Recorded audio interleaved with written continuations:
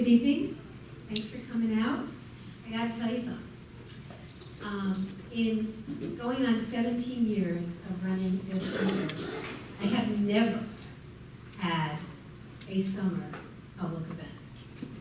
However, somebody great didn't write a book in the middle of the summer before. So in honor of the fact that The Fifth Domain by Richard Clarke and Robert Knake is coming out tomorrow, we thought we would have a little chat tonight about what it is, what you have to say. And first, I'd just like to say a few words about Dick.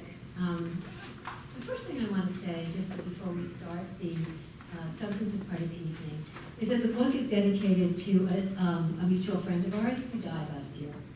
And he probably introduced us, now that I think about it. And so the dedication reads, to Michael Sheehan, soldier, diplomat, patriot, iconoclast, friend. And that's exactly right. So thank you for that, which adds a special layer of interest for me in tonight's event. You probably know Richard Clarke and his career, but I thought I would tell you a few of the highlights. Dick served 5 presidents, holding national security positions under Reagan, George H.W. Bush, Clinton, George W. Bush, and then served as an advisor on a committee for Barack Obama after the Snowden revelations to look into potential reforms on NSA programs, surveillance programs. That's a lot of presidents. We could come back and we'll just talk about presidents. He's had a number of leading positions in the White House, on the National Security Council, in the executive, but he's basically known as our first cyber czar. We'll talk about that position maybe a little bit later. He's also known for his sharp criticism of the Bush administration's failure to prevent the attacks of 9/11. I think the only public official to go on record and apologize to the American people about the attacks of 9/11. And he now heads Good Harbor, a cybersecurity risk management company, which I had to figure out how do you do all those things at once, but whatever. And most recently, he hosts a podcast called Future State, which is about the intersection between technology, national security, and I guess also politics, right? And it's worth listening to because some of the guests he's have on, he gets them to talk in a way that you can actually understand them, and it's not so easy sometimes. And you're always interrupting me and saying, so what you mean is, and it works, you know, for some of us who are interested in national security, like myself, and are just not, you know, technology savvy in the way of the language, etc. It's been really helpful. Which brings me to this book, which I cannot recommend highly enough. It is readable. It starts with people, not ideas about cyberspace, which I just want to say. Almost every chapter starts with a person who got in trouble for one thing or another, and did something wrong one way or another. But I wanted to just let you know what the Fifth Domain is, which is that the Pentagon designates 5 realms that are in need of protection: land, sea, air, and space. And the Fifth Domain is cyber. And the interesting thing about cyber, and you have to read a little bit too much of the book to find out, is that it is the only man-made realm, which actually changes the nature of, right? The nature of the discussion. I think we'll talk a little bit about that tonight. This book, and you correct me, just jump in if I'm wrong, is, as I see it, a guidebook from how to get from cyber war to cyber peace, or I think there's a quote you have I wanted to read, something more like peace and less like war, which I think is more accurate. And it does that. It's a critique of what we have now on innumerable levels, as you're going to hear, but it's also nearly every chapter has recommendations about what should be done, what can be done in the short term, what can be done in the long term, and who should do it. Right? And so it's worth it. There's a lot of information and a lot of education that you will get in a very accessible way. So I guess the first question I have to ask you, and it's the first question you raise in the book, and you answer it kind of like, well, it depends on how you spell that, but I'm asking it differently, which is, are we in a state of cyber war now? Well, Gary, first of all, thank you so much for agreeing to do this in the summer. And thank you all who have come tonight and decided to spend a summer evening here rather than strolling in Central Park or doing something more enjoyable. But for those of you who don't know Karen and the work of her institute, get to know it because she does important work protecting our civil liberties and our freedoms and worrying about national security. And you talk about the intersection.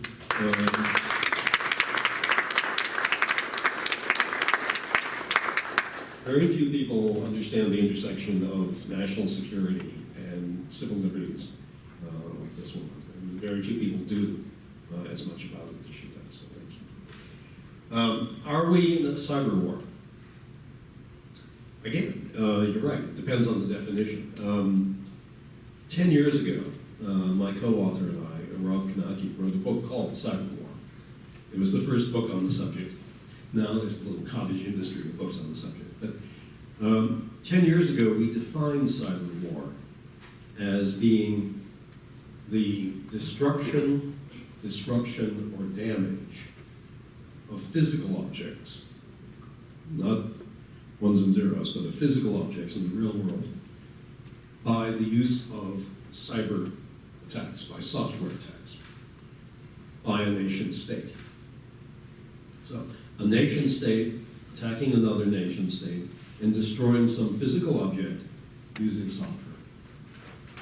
With that definition, the United States government has leaked, intentionally leaked, that our military attacked the Russian Internet Research Agency last October in St. Petersburg to stop them from interfering in our 2016 election. The president more or less leaked a couple of weeks ago, or tweeted, that the U.S. military attacked Iran after they shot down one of our drones. So are we in a cyber war? We have an organization of our military, U.S. Cyber Command, which has been attacking people and destroying objects around the world. Other people are doing that too. So I would say we're in a low-grade cyber war with Russia, with China, with Iran, and with North Korea.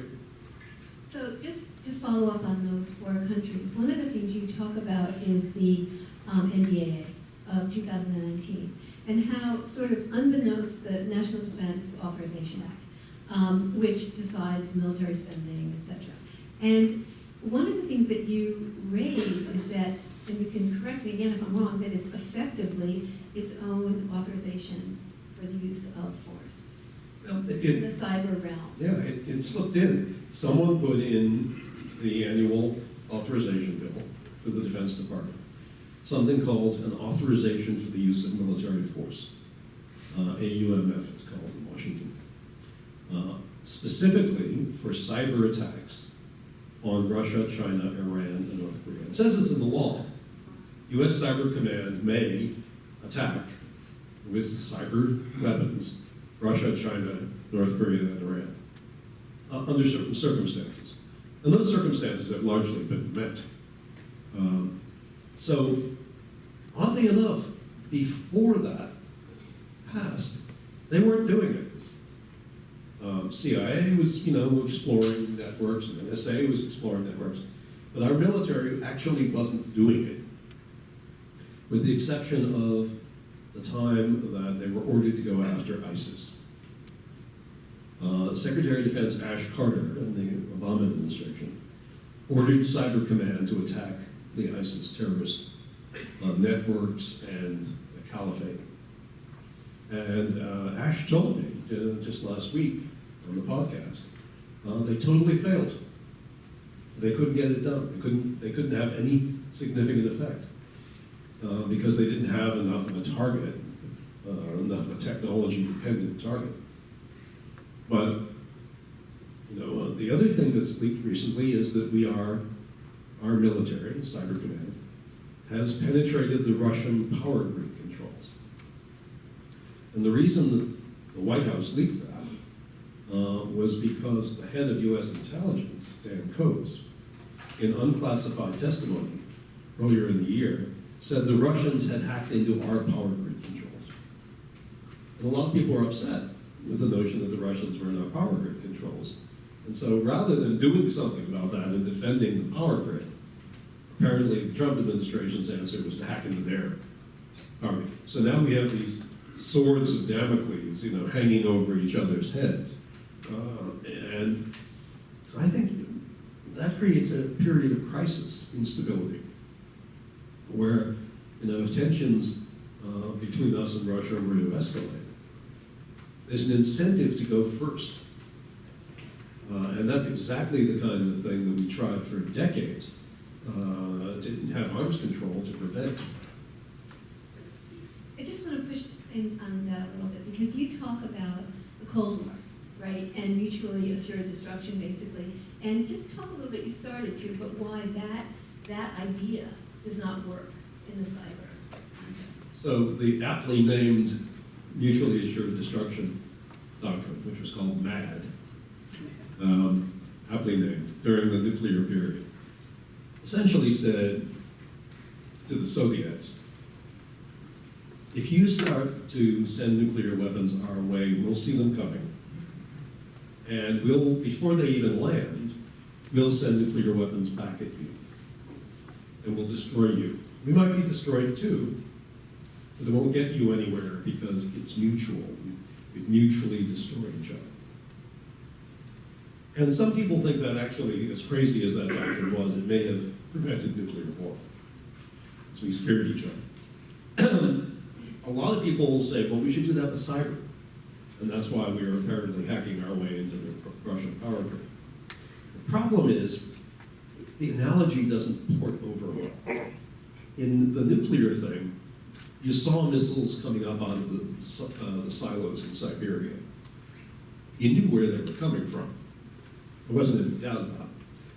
You knew what the effect would be when the missile landed, because we'd seen nuclear bombs going off in tests. 2,000 nuclear bombs went off in tests. The problem here, and you knew what the defense was, which was nothing, you can't stop it.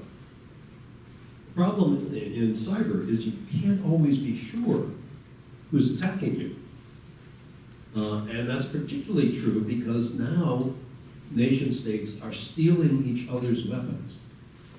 So CIA's weapons, NSA's weapons have been stolen and are being used by other countries. And I think probably we're doing that too, so that we're leaving breadcrumbs pointing to somebody else as having done the hacking. So you can't be sure who's doing it to you. So you might retaliate against the wrong country. You don't really know when you launch a cyber attack whether or not it'll work, because you've never done it before. The nature of cyber weapons is that you pretty much have to use them for the first time before you know they'll work. Because if you've used them before, people will have seen them and they'll know how to stop them. So you're launching an attack with a weapon you've never used before. You don't know if it'll work. And you don't know what the defenses are, because there are defenses, and you don't know how good they are. So for all of those reasons, you don't have mutual assured destruction, as you did with nuclear. So one little question and then a bigger question. The little question is, who gets to decide whether or not a cyber attack is launched under this new MF? So in the past, under the Obama administration, the president personally controlled the decision about when a cyber attack could be launched. And he made it difficult. Maybe too difficult, but he made it difficult. Under the Trump administration, he doesn't want to be bothered with details like this. He has formally, in an order, given that decision-making authority to the Pentagon.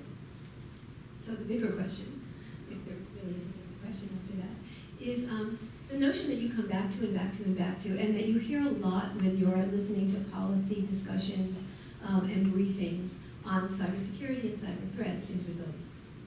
And you go through, one thing I will say about the book that's fantastic is that it has a glossary. But it's a good glossary. It's the kind that it's it's simple, it's to the point, it's not filled with a lot of jargon, and there's things, you know, like exploit, like 0 days, like we use, but to really see them, to wipe or, you know, things like that we need to know. But resilience is not a concept that can be defined that way, because it's actually the whole story in a way. So can you just define for us, and take it however you want, how you see resilience and why it's your understanding of what we need? Well, what we try to do in the book is tell stories and explain things through stories. So I'll take a little bit longer than normal to answer that, but there's a story in the book about a Russian attack, cyber attack on Ukraine. And it was really ingenious. What they did is they figured out all the companies, corporations in Ukraine use the same accounting software. It's like QuickBooks or something, right? Ukrainian QuickBooks. So what the Russians did was they hacked into the accounting software company, and they put a nasty piece of software in the software update. And software updates go out every month, you know, and they fix problems, and they go right automatically into the computer, right through the firewalls and all the protections. So the thing that they put in the software update ate all the software.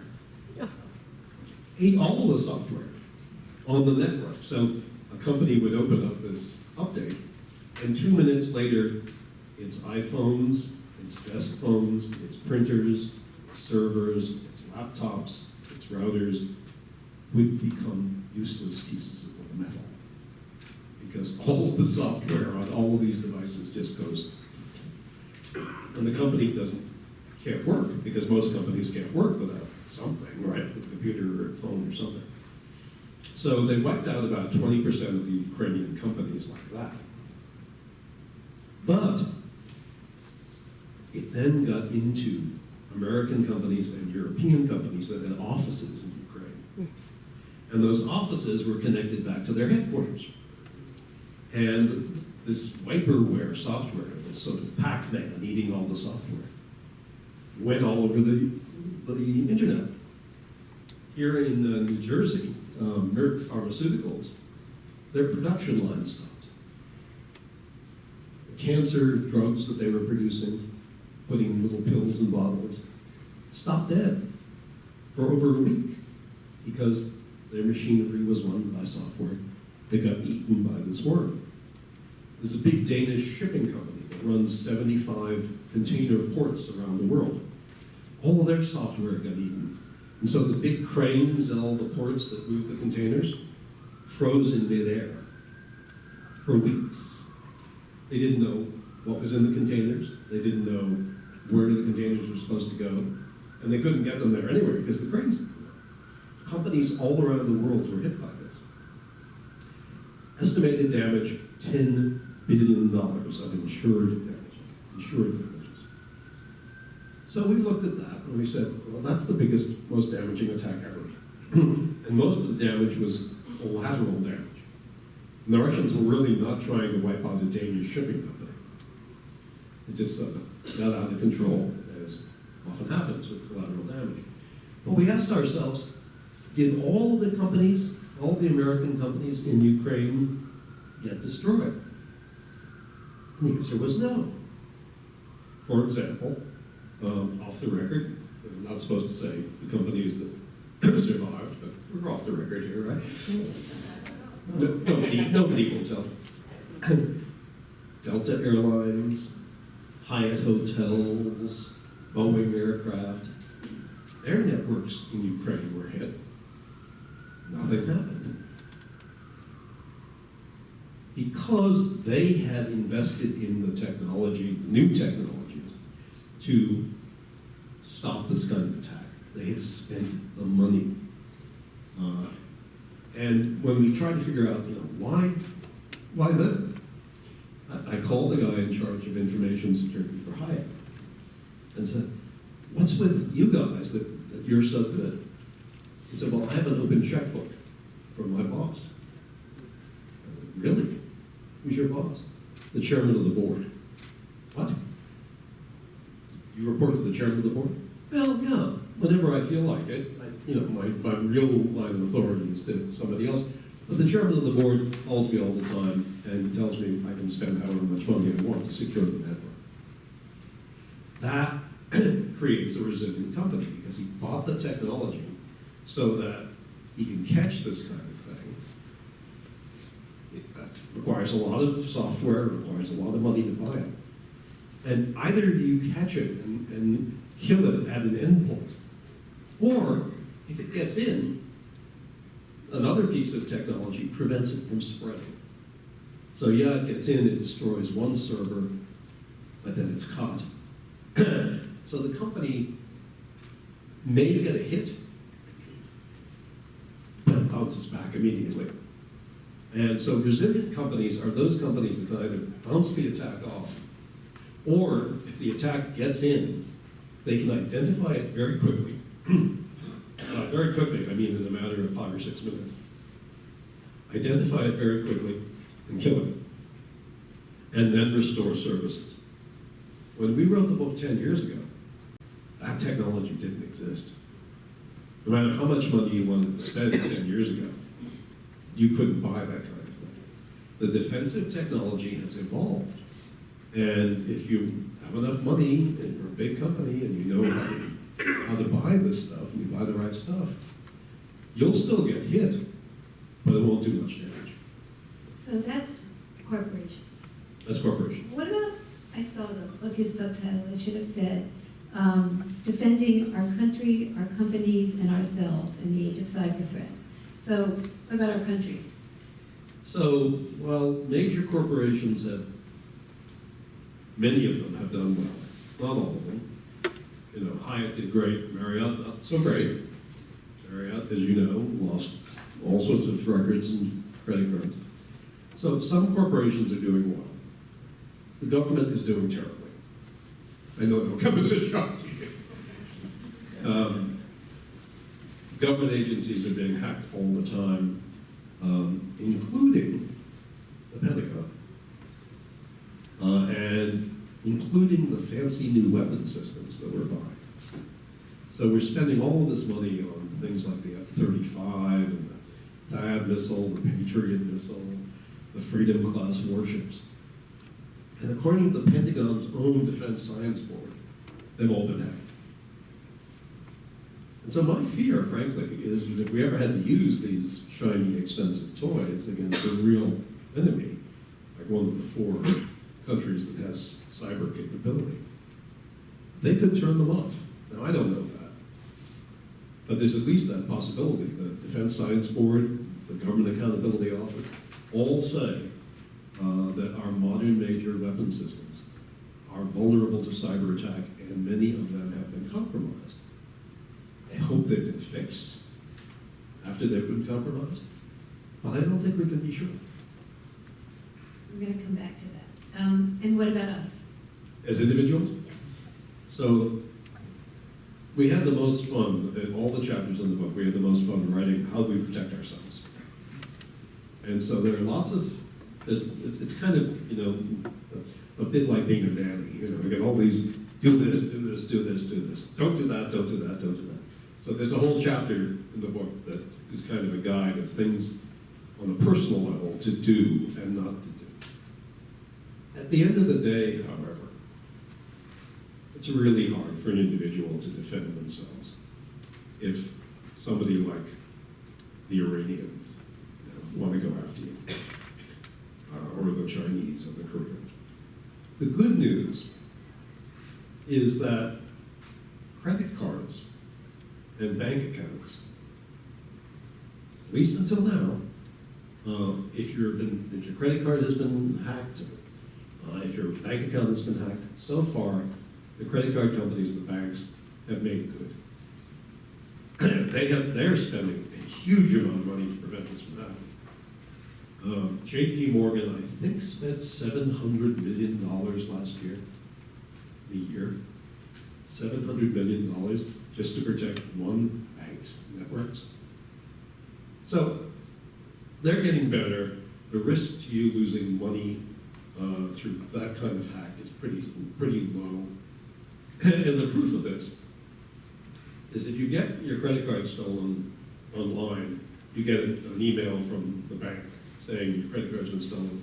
And oh, by the way, we'll give you free credit monitoring for a year so you can make sure that no one's using your, destroying your credit rating. 80% of the people who are offered that free credit monitoring don't bother taking it. We're also used to, how many people here have had their credit card hacked and received that email? See? It's the majority of people here. How many people here lost money because of it? As the answer. No one raised their hand the second time. But I mean, if companies have to spend that much money to protect themselves, where does that leave the middle range company or the, family-owned company? I mean, what? So the JP Morgans of the world are spending $700 billion a year, and I think the last time I looked, employing 1,400 people just to protect the network. 1,400 bank employees working to protect that network. So how does the small company do that? They outsource it. Small companies can't do it. And so there's now a phenomenon called a managed security provider. And what you do is Dell, by the way, Dell Secure Works, which is now just Secure Works, is an example of one of these. You pay them by the month, and they monitor your network, and they do the security, so you don't have to. Okay, so if you were just dividing the world into nation-state threat and individual, rogue actor threat, what's the ratio? I think Persons. I think the major attacks that we've seen, and this is one of the other differences in the 10 years since we wrote the first book. 10 years ago, we predicted that attacks would shift from cyber hackers and cyber criminals from the teenage boy in his mother's basement with the Red Bull and the pizza, which is kind of what we had 10 years ago, which is why cyber attacks always spiked on Saturday nights, because these are the guys who didn't get dates. It's true, they always spiked on Saturday nights. Now, the major attacks are all occurring from militaries. And the militaries aren't just attacking other militaries. The Iranian military attacked Sheldon Adelson's casinos. Okay. The North Korean military is attacking to make money for North Korea. So they're actually engaged in criminal fundraising through hacking. But the major attacks these days, the most sophisticated ones, the most damaging ones, are all government, nation-state actors. Okay, so a lot of the book is about making us recognize the threat, translate, being scared. Got that? No. But then a lot of the book is about how not to be scared and why not to be scared, which is, I think, very valuable. So I want to kind of walk us through that, and I think it'll take a little bit. But maybe we should start with, because some of it already could exist without a lot of change. So maybe we should start with the things you see that the government could do in short order. Mm-hmm. That would be because a lot of this lies with the government, given that it is nation-state actors that we're talking about. Mm-hmm. So what are the things that they can do in shorter order that would really change the game in terms of our resilience, by which, as you defined it, we mean the fact that no matter what happened, right? No matter what happened, the target would survive, which in your book is its own form of very powerful deterrence. Yeah. So I think it's fair to say the book we wrote 10 years ago, Cyber War, was designed to scare people. Intentionally. We didn't make it up, we didn't have to. But it was kind of like, wake up and pay attention to this. This book isn't that way at all. This book, in fact, the penultimate chapter, or maybe the ultimate chapter of the book is called, It's All Done But the Coding. Oh, the scary parts, though, are two things I'm just going to tell you. One, what already happened, like what you explained to in Iran, things we know, Stuxnet Iran, Saudi Aramco. Those are scary. Yeah. What we've known about it for a while, and cyber world. Okay. But then the other thing is the scenario you lay out between about Israel and Iran entering active hostilities with each other, and the United States. You talked about this earlier without mentioning, but you lay it out like a movie script, right, like a scenario. Yeah. And then what do you want? Well, people have a hard time, with dull textbooks, trying to imagine what I'm talking about sometimes. So we just stopped at one point and said, let's imagine a future scenario. And we just wrote it as though it had happened. And we said it, I think, in October of this year. And it's really 2019. it's a really crazy, outlandish scenario. In it, Israel has been bombing Iranian facilities in Syria. Oops, that happened already. And then Iran gets mad and says, we're not going to take this anymore. And so they've given thousands of missiles to the militia in Syria and Lebanon. Oops, that's already happened. And so they launch all of these missiles at Israel, and they overwhelm the Israeli air defenses. And so the Israelis call the President of the United States and say, we need emergency resupplies of military weapons. And the President says, sure. And he starts this resupply effort, which in reality we did in 1973. It's the exact same thing Richard Nixon did in 1973. But this time it doesn't work because the Iranians have hacked into all of the companies that do the logistics. And so the trains don't move to the harbors don't work, the electricity goes out at key airports. And a week into this resupply, we haven't gotten anything to Israel. And so our fictional president turns to our fictional national security advisor, who has a walrus mustache. And the president says to his fictional national security advisor, God damn it, what do we do now? And the national security advisor says, I have an idea. We could bomb Iran. So that's what I meant by scary. So the point of that little scenario is to point out that you can attack the logistical system, which is privately owned and operated in most cases. So you can attack that, and our military doesn't do well without that kind of civilian support, number one. The other reason to write that scenario is it shows how something that starts in cyberspace can end up going to a real war. I won't say a real war, a war in physical space. In the real world, Hamas has been doing cyber attacks, had been doing cyber attacks against Israel last year and the early part of this year. And you don't pull on Superman's cape, the rest of that line. So the Israelis had it, and they said, we're not going to play cyber war with Hamas. We're not going to just attack them back in cyberspace. What have they got that we could, hack in cyberspace? So the Israelis just launched 2 F-16s and bombed the building where the Hamas cyber unit was.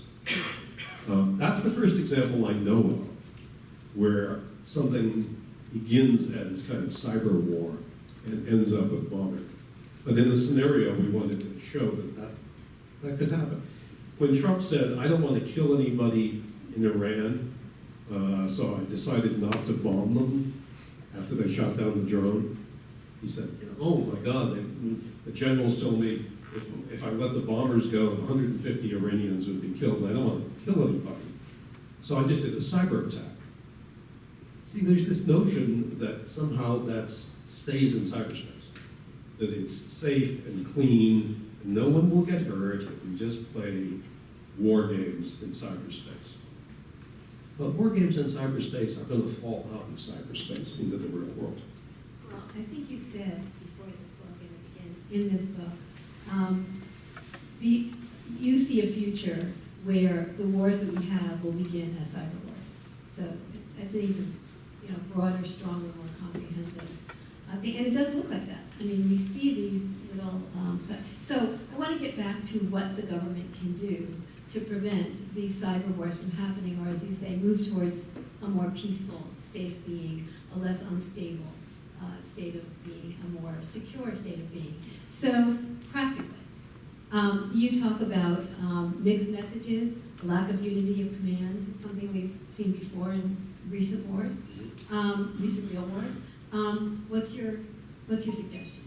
I think there are two things that we need to do. One is a massive program to defend these things that other people could attack, so that we're not forced, so the lights don't go out as a result of a cyber attack. Lights can go out as a result of Con Ed. That's a different story. So we need to defend these things better than we are. I'll come back to that. Secondly, we need to combine cyber war with cyber arms control. So in the nuclear era, which we talked about earlier, we combined building nuclear weapons with doing nuclear arms control. Even though the Soviet Union was the dread enemy, we sat down with them year after year after year and negotiated rules of the road, arms control. So we had something called confidence building measures. We had something called risk reduction measures to avoid accidents and to avoid confusion. And then we had norms, international norms of behavior. And we ruled out certain kinds of targets. We won't do this, we won't do that. It was very hard to verify, but we figured out ways of doing verification. We were beginning to think about doing all of that in the Obama administration. Obama negotiated a beginning deal with China. And then the Trump administration comes along, fires the people who were working on it, eliminates their positions in the White House and the State Department.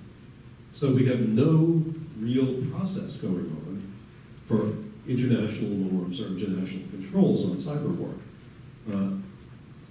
If you're going to be building up all these military capabilities, you have to simultaneously be doing the diplomatic work to limit them and control them, or else they'll get out of hand. So diplomacy is a... Diplomacy and arms control. And some kind of agreements, right? Yeah, agreements. Okay. What else does the government need to do? So it needs to work on the defenses. So let's talk about that. We talk about electric power grids being a target. You would think the federal government might regulate a level of security that the electric power companies have to achieve. It does, but only for one half of the network.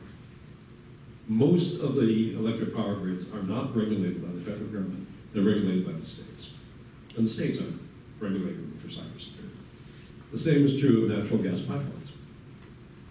And there's no attempt to have any system so that if a cyber attack destroyed a generator or destroyed a transformer, that we'd have some backups lying around. There aren't any backups lying around. The kind of attack that the Russians did on the Ukrainian power grid, where they got in and they turned out the lights in Ukraine, they could have gone one step further and blown up the transformers, blown up the generator. We know we can do that because we've done it experimentally. Russians could have done it. They were right there, a few keystrokes away. They chose not to do it. If a power grid is destroyed, goes down because transformers explode or generators explode, you will be out of power for months because there are no backup generators. There are no backup transformers. Very few transformers and no generators. One thing we could do would be to buy some. Have the federal government buy some, right? And store them and have them ready. And so if a major generator somewhere goes down because of a cyber attack, the government rushes in a new one. And so we get power back in 5 days instead of 5 months. And how many places has this been done? Nowhere. So, okay, can I just say that makes no sense? Right. I mean, this isn't like a new problem from yesterday. Well, see, the government hasn't taken ownership of this problem. So you also talk about the need for a point person in government. Can you talk a little bit about that? And that maybe could address this kind of problem that way. So at the beginning of the Obama administration, there was a cyber czar. He was extremely qualified, a guy who had worked at the National Security Agency. Really good technical guy, but he also understood policy. When John Bolton became the National Security Advisor, he fired him and didn't replace him. So we have no one in the White House coordinating all of this. Who was it? His name was Rob Joyce. Okay, so that would be a place to begin. Have somebody in charge. That's good. First. Yeah, I wanted to point that out, though, that there, not only are these departments getting eviscerated, but the people who would go to. That doesn't answer the question, though, why wasn't this done a long time ago? Well, so every president since Bill Clinton has written a strategy and laid out what has to be done. They've just never funded it. They've never funded it fully. Because look, doing what needs to be done, if you're running J.P. Morgan or running a big corporation, it costs a lot of money to get secure. If you're running the U.S. government, it costs a lot of money to be secure. And the model that we're using right now is every federal department and federal agency has to defend itself. So there's the HR department in the federal government. It's called the Office of Personnel Management. And they had all the background files on every person who was ever given a secret or top secret clearance. Now, as somebody who had top secret clearance for 30 years, let me tell you, they know more about me than I do. Really. And the Chinese came in, Chinese People's Liberation Army came in and swept up all of these files on over 1 million people with all the details of their personal lives and their financial lives and everything else. And 9 months later, I got a postcard from the Office of Personnel Management telling me, your files may have been compromised. Yeah, I read that in the Washington Post 9 months ago. Thank you very much.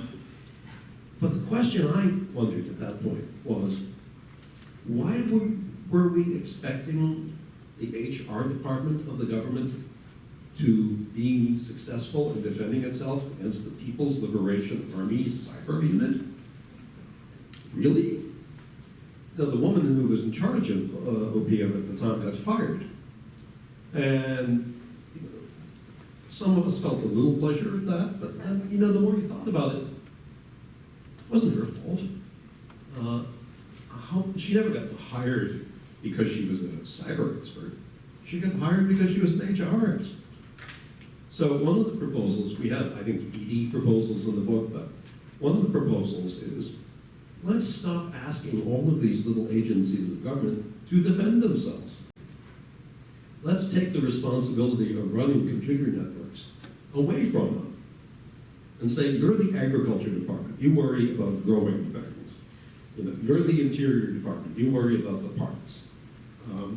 And if you need computers to do all this stuff, there will be a IT department of the federal government, and it will do that for you. Because there just aren't enough trained people in this business. It's really difficult, particularly in government, to get good trained computer experts because the J.P. Morgans of the world are hiring all the good ones and paying them a lot more money. So the few people who we have who are really good and working in government, they should be concentrated in one place and not spread out all over the place. See, that's also bad news. Just because we don't have it. We need to have it. And so, well, the book has a lot of things that are hopeful in it. You feel like somebody should be leading this charge. So I'm assuming it's going to be you with this book, right? Well, we wrote the book as a sort of how-to guide. If somebody really wanted to fix these problems, doing what we recommend in the book is a good place to start. So one of the things that comes up is a word that when you wrote the cyber war book was a word we sort of backed away from, at least in public debate, which is offensive cyber. Now it seems to be talked about, and you talk about it, with much more regularity, common sense, comfort. Can you just talk a little bit about what's happened with offensive cyber and how you see it going forward? When we wrote the Cyber War book 10 years ago, we knew that the United States was doing some things against Iran at the time. And we couldn't put it in the book. And because both Rob and I have worked in the government, have had top secret clearance, and we have both signed oaths that any book we write forever has to go into the government and have them take all the secret stuff out. So I know you're feeling, oh, this is going to be a boring book. It doesn't have any secret stuff. We come really close up to the line. We figured out how to do this. But at the time, you couldn't say in a book, the United States has done offensive cyber attacks. Now, the president tweets it, along with all sorts of other shit. I think that reflects, the arc of the story in what was rare and you couldn't talk about now is pretty regularly happening. And it's like the old story of the frog in the water. You put the frog in the water and it's warm and the frog doesn't get out, and you slowly turn up the temperature of the water and the frog doesn't notice because it's only gradually going higher, and ultimately it boils the frog and he never jumps out. I think we're going to hold the frogs in the water. I think that the cyber war activity, the cyber offensive activity, is slowly getting hotter. And we're not doing much about it. We should. We should. Okay, so where does this all start? Does this start in Congress? This sort of... It would be nice if there's a whole series of things Congress could do if Congress did anything. But Congress doesn't do anything. So, also, to be frank, a lot of this requires the federal government to regulate in new and sensible ways. Not the kind of regulation that tells you how big the screw is and how many times to turn it. But modern regulation that says, here's the objective. And we're going to bring in third-party non-government auditors to check that you're achieving the objective. And we're going to find the hell out of you if you don't. Facebook. But this Congress and this administration are opposed to regulating anything. So a lot of this is going to come from the private sector and from the private companies that are serving the government, right, in that way. Is that sustainable? Is that workable? Is that a model that can have some legs and length? So during the Clinton administration, I wrote a strategy for Bill Clinton that said the federal government will serve as a model on cybersecurity. And the idea was the federal government would be a model and the private sector would emulate it. Well, the federal government did become a model. It became a model of how not to do it. And over time, the private sector has figured out how to do it. And so it's the reverse. The private sector is serving as a model for the government, but also for other corporations in the private sector. And many of the people that are in the private sector that are working on this are former government people, so they actually do understand the priorities, needs, processes of government. So there used to be a call for some kind of, I know you don't love this, Manhattan Project, I don't love it either, mostly because of the title, that there should be some kind of private-public, but have we gotten to the point where the private sector could really define, as you have here, and in more ways, define what needs to be done, even at the government level? And we don't need this larger commission, but it does need some momentum and some clarity. Well, you're right. I mean, 10 years ago, people talked about a cyber moonshot or a cyber Manhattan Project, which always implied to me that you would be figuring out new technology that would be safe. Well, people figured out new technology that would be safe. We talk about it in the book. There are specific technologies that people are deploying. And when you string them all together, you get a secure system. We don't need to invent something new. Now, we need always to keep up to date, and there are new things coming along that may challenge us. But at this snapshot moment in history, we don't need new technology to defend. We know how to defend. We just haven't deployed it everywhere. You know, there's a quote in the book, I forget what author we quote, that said, the future is already here, it's just not well distributed. Everybody remember who quote? The technology to defend is already here, it's just not well distributed. Good news and bad news is that the technology always advances. And so we have 3 chapters in the book about emerging technology. One on machine learning, one on quantum computing, and one on 5G and the Internet of Things. All 3 of those technologies are either here or about to be here, and they will disrupt everything. And we'll have to figure out again how to secure things. I'm going to ask one more question, and then open it up to you for questions. So my question is kind of the elephant in today's room, or the atmosphere. What about election security? Securing the electoral systems. Do you want to talk a little bit about that? We have a chapter in the book about securing the electoral system.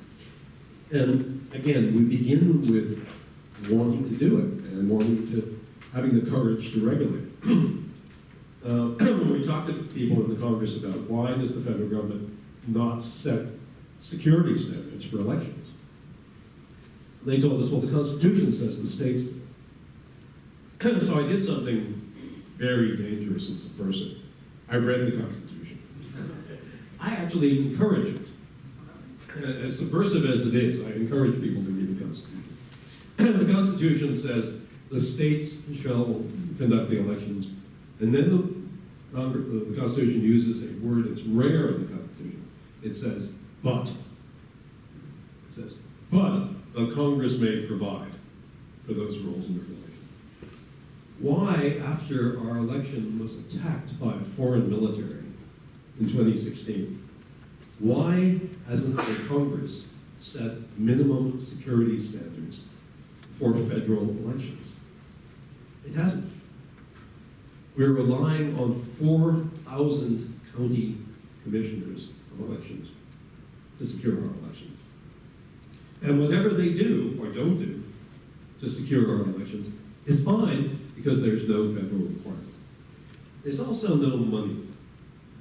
Now, that's easy to say you should secure your election in Podunk County, but they don't have the money to do it. And so there's a bill that's passed the House, and it has bipartisan support in the Senate to rush money to the states and the counties for them to buy cybersecurity software. So they'll know when they're being attacked, they might be able to stop it. That bill is being blocked. It will never go to the floor because the Senate Majority Leader, Mitch McConnell, is blocking it, even though Republicans like Marco Rubio want a bill. And the House has already passed it. So the money to defend our elections is being blocked by Mitch McConnell. And I have to, I'm cynical and jaded. I've lived in Washington for 40 years. How could it be otherwise? But I have to really pause and ask myself, why would Mitch McConnell want our elections to be still attackable by Russia? Why would he want the 2020 election to be as vulnerable as the 2016 election was to Russian meddling? Gee, I wonder why. On that note, time for your questions. Wait for the microphone, identify yourself, and make sure it's a question. This is like Jeopardy. It has to be in the form of a question. Can I tell you my real name? I'm Robert Glickman. I know nothing about cybersecurity. My question is, what is the half-life of the defense system, and how individualized can it be? Since the companies are all competing with each other, they want to keep their secrets. Is it likely to have a single system that works for everybody? If you're not able to test it, how do we know what's going on? a very good question. So if you take any of the big banks here in New York, and you ask them, how are you defending your network? They're not defending it with one system. They buy 50 or 60 different pieces of cybersecurity software to defend their networks. And then they orchestrate all these 50 or 60 things to work together. They buy them from cybersecurity companies that sell them. So they're not secret. Anybody can go out and buy these pieces of defensive software. You got to buy a lot of them and integrate them to make them work well together. And these cybersecurity companies are constantly updating them to make sure that they are moving along as the threat evolves, the products evolve. So, in answer to your question, what's the half-life? It's short, but the products are always updated. Is it secret how to do it? No, it's not. All the products are open, unclassified. Any company can buy them. It just, frankly, is expensive. You mentioned, wait for the mic.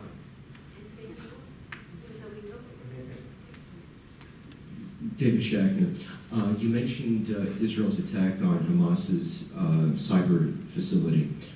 Following that attack, did Hamas continue to have cyber attacks on Israel from a different location? To the best of my knowledge, the Israeli attack took out most of the Hamas qualified, trained cyber people.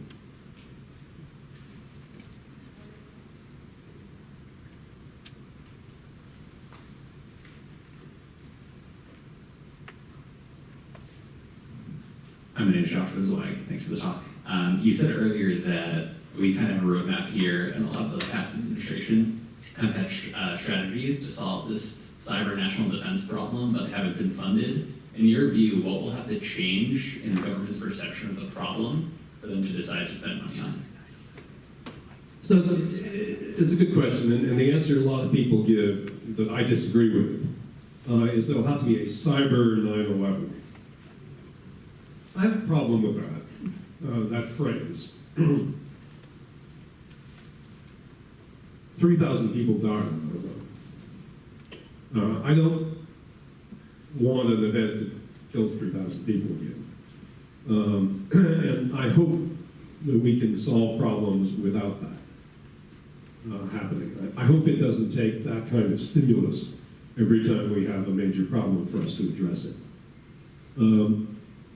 We're making incremental progress.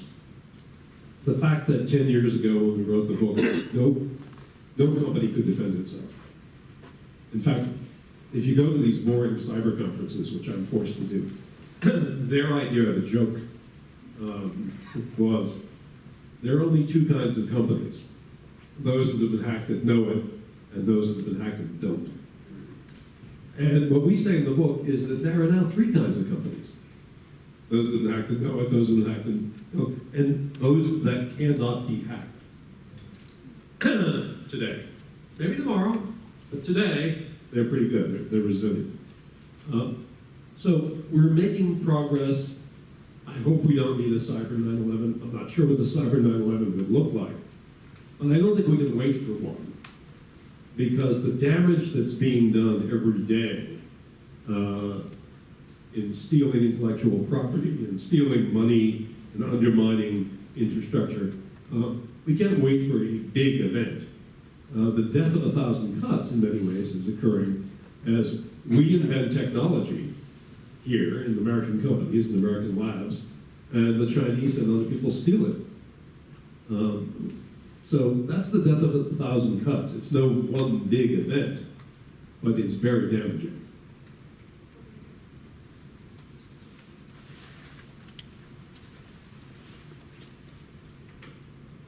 Barbara Aubrey. Can anybody that is buy the programs to prevent, that safeguard for companies, that is, can a foreign company then purchase this and reverse engineer? Yes. They don't have to reverse engineer, they can just buy it. One of the... Reverse engineer to figure out how to counteract it. Oh, yes. Yes, they can. One of the interesting things about the cyber defensive technology is that there's no export control on it. And in fact, the American companies that invent it actually go overseas and sell it. So yes, knowing how the defenses work is an advantage if you're going to attack. And yes, you can buy the defensive technology and decompile it, figure out how it works. You can. Yeah.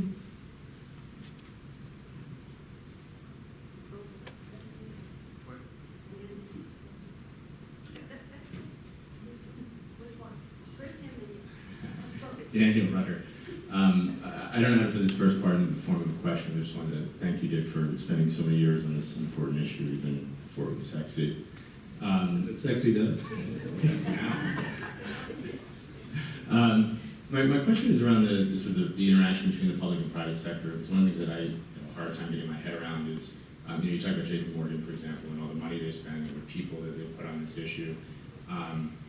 From the perspective of a JP Morgan shareholder, I don't know if that makes any sense, right? Part of the protections that they are paying for are for the United States, for the financial system, the world, the global financial system.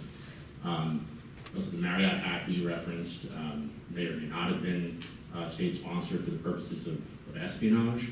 So Marriott has a bunch of records of people who stay there, and you think that's just a commercial thing and they're getting a credit card, but They got passports.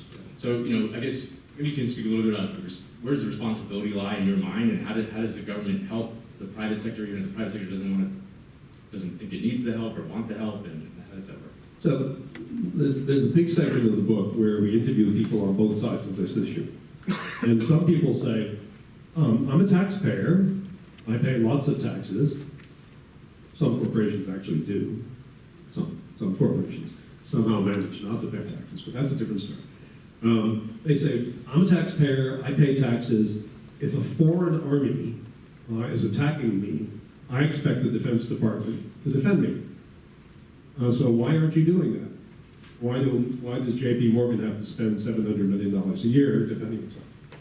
Well, the answer is, you don't want the United States government defending your bank network. The United States government doesn't run any banks. It doesn't know how to run banks. It doesn't know how to run power grids. It doesn't know how it runs departments and agencies. It has no skill in defending a bank network, number one. Number two, would you really want the U.S. government running around in a bank network? When we ask the people who are running banks, their answer is swift and immediate. It's like, no. We know how to do this, they don't. They can't defend themselves, why should we have them defend us? I understand the logic that you're paying taxes and you want to have the army stop a foreign army. But the government, the military, the cyber command has neither the legal authority nor the resources to do it. My name is Cynthia Rutter. You were asked before what would wake people up, wake the government up, and you said you didn't think we needed a 9/11.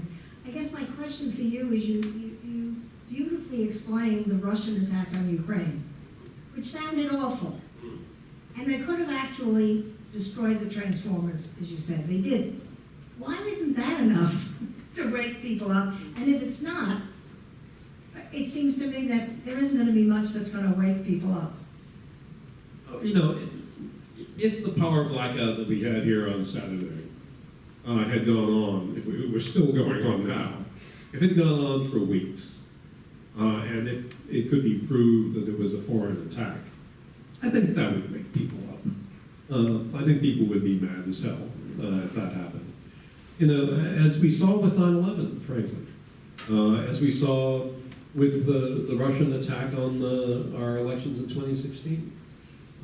People don't believe what's right in front of them sometimes, if it's never happened before. If it's happened before, they recognize the attack, they know what the result's going to be, then they do something. But if you're dealing with a first occurrence, Hillary writes about this in her book, What Happened. People knew the Russians were meddling maybe not much. But she says, the government knew it didn't do too much to stop it, did a little, because it never had seen anything like that before, and therefore didn't really believe how bad it could be.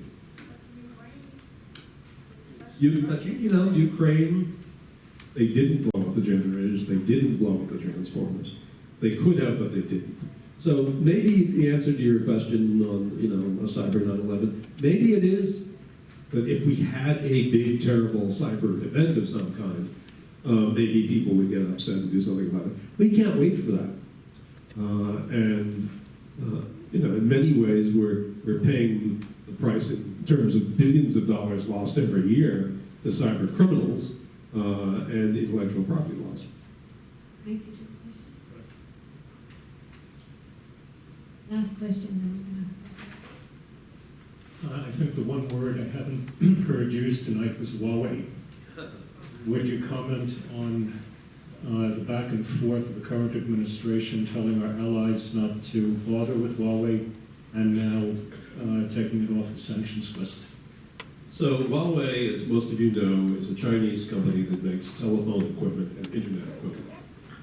And the administration has said it's too risky to have Huawei technology in our core telephone network or our core internet network, because the Chinese government can tell Huawei at any time, do something to stop that network, or do something to steal information about that network. Huawei's answer is, we'll give you the software. You can look at the software and see that there's nothing wrong with it. There's no back door. There's no kill switch. And in fact, the British and the Canadians, and I think perhaps the Australians, have taken Huawei up on that and got the Huawei code and looked at it. And what do they find? They find nothing labeled backdoor. There is no file anywhere in the software that has file header kill switch or People's Liberation Army access point. Doesn't say that anywhere.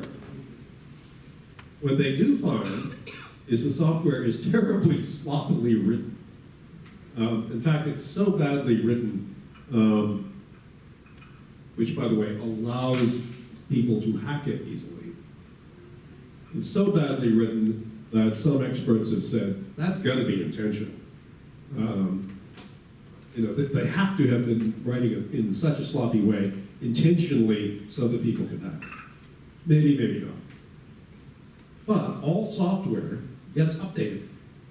Remember back to the story about the accounting firm in Ukraine and how the Russians got into it? And then the monthly software update occurred and killed all the systems.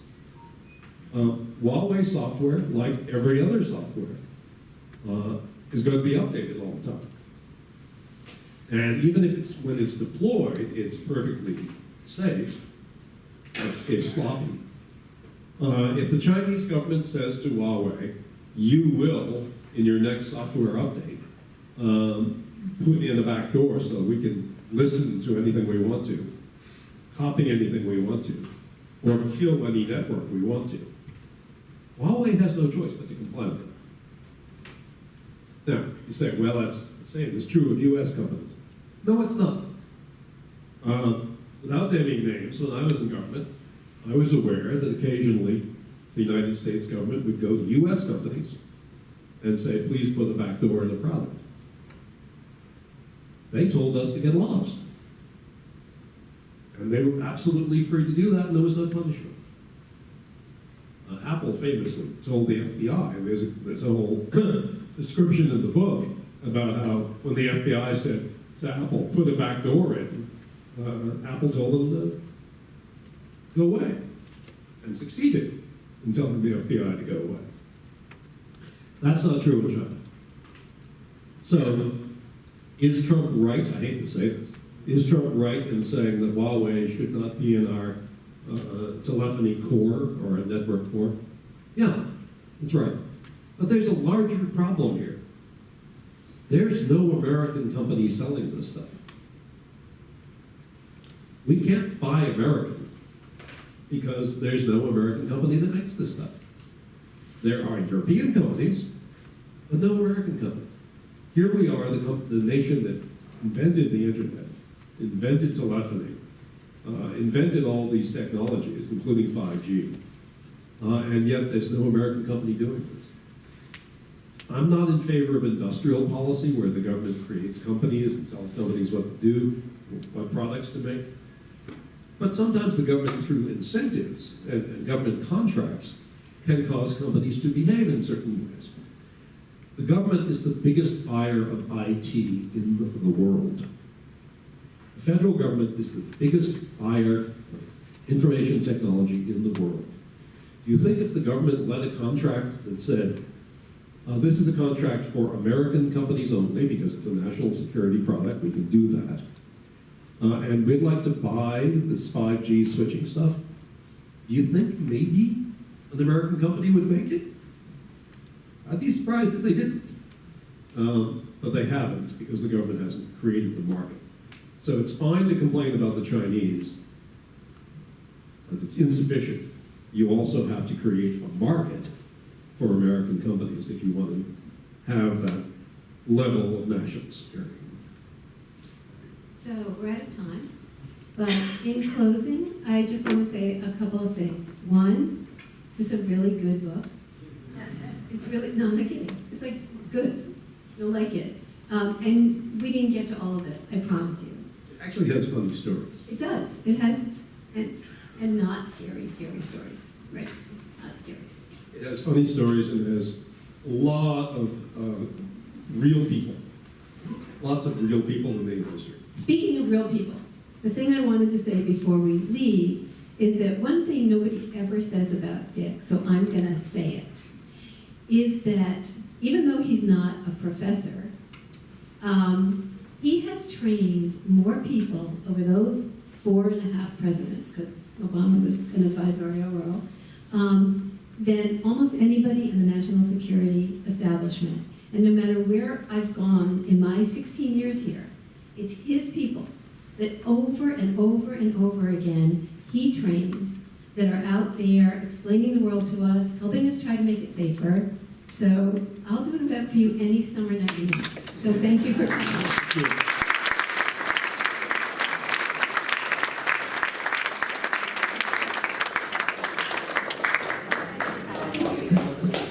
And he's going to sign books out there.